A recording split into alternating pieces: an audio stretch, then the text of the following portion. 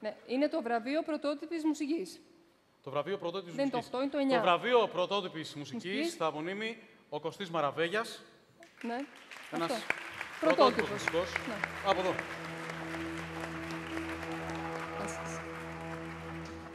Τι κάνετε, πώς είστε? Γεια σου Κωστή, τι γίνεται, καλά είσαι? Δεν μας χάλεσε τίποτα.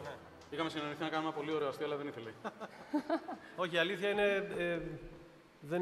Αισθανόμουν ότι θα έχω πάρα πολύ track. Και όντως έχω, οπότε καλύτερα που δεν το κάναμε. Όχι, Μια όχι, χαρά όλοι είσαι. φίλοι εδώ.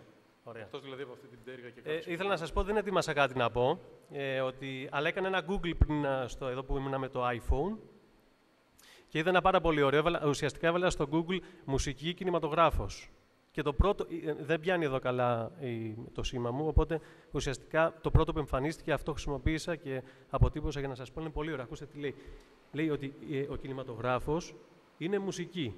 Αν βάλεις στη σωστή θέση τα λόγια και στη σωστή θέση την εικόνα, είναι οι τέλειες νότες. Πολύ ωραίο. Καλό. Και με αυτό ας περάσουμε να δούμε τις υποψηφιότητες. Για να δούμε λοιπόν, βραβείο πρωτότυπης μουσικής. Έμα Σταύρος Γασπαράτος.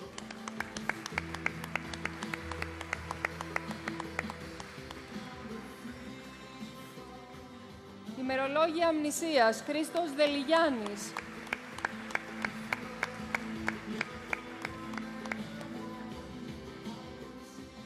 Magic Hour, Παναγιώτης Καλατζόπουλος. Αυτά. Πάμε να δούμε. Κωστή. Ναι.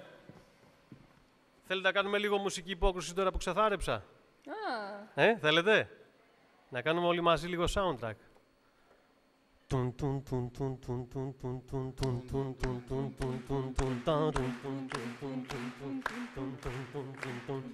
Και το βραβείο πρωτότυπης μουσικής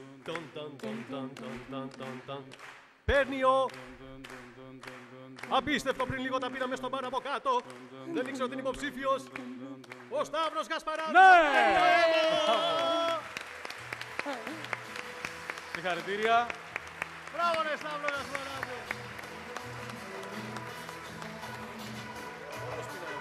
Ναι, ωραίο.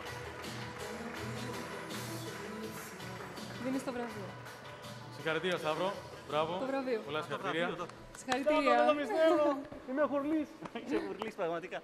Είσαι Στο πραγματικά μικρόφωνο, χουρλής. παιδιά, δεν είστε μόνοι σας. Υπάρχουν εδώ 1, 2, 3, 4, 5, 6. Ευχαριστώ πάρα πολύ. Μάκη.